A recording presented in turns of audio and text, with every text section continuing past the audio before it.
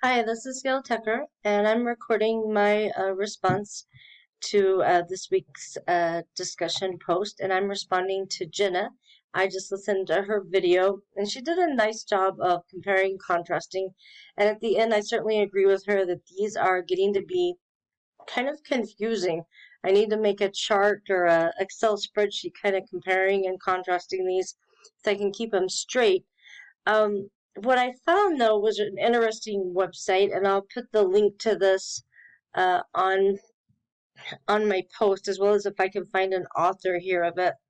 But as you can see, it takes a look at several different theories here from really kind of a different outlook, if you will. It's called the Third Wave Psychological Theories by Weebly, and it has Gestalt therapy on here as well as the existential. And what I found interesting was on the Gestalt section of this website, it has the Gestalt prayer, which I'd never heard of before. It says, I do my thing, you do your thing. I'm not in this world to live up to your expectations, and you're not in this world to live up to mine. You're you and I am I. And if by chance we find each other, it's beautiful. If not, it can't be helped.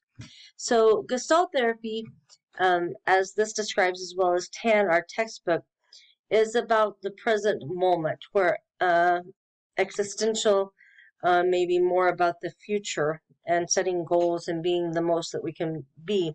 But Gestalt is about the here and now, that all of us are interconnected as a community, and the social relationships that we create here on Earth have much to do with our mental health. So our psychological health, it says here, is based on self-regulation, and the compensations that we come up with or have been taught due to what life naturally brings.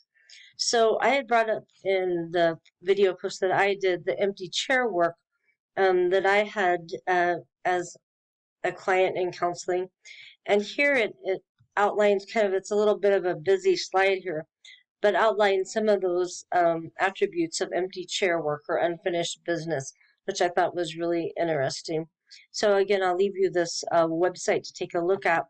And then I wanted to flip over to show everybody the existential side of it, if I can do that here.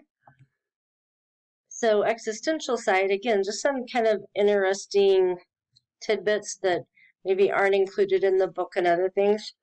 So one of the quotes from Frankl, who actually helped to design some of the therapy, it says, for the meaning of life differs from man to man, from day to day, and from hour to hour.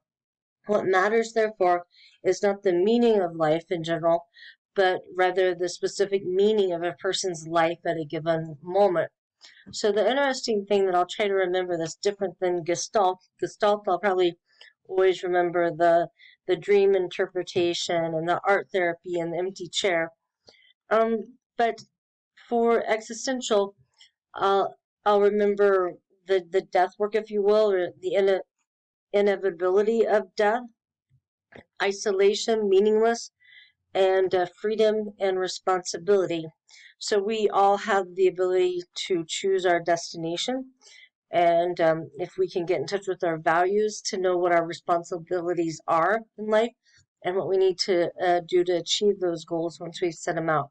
And each one of these, there's a little Peanuts cartoon that also kind of represents a part of the different theories, which is interesting.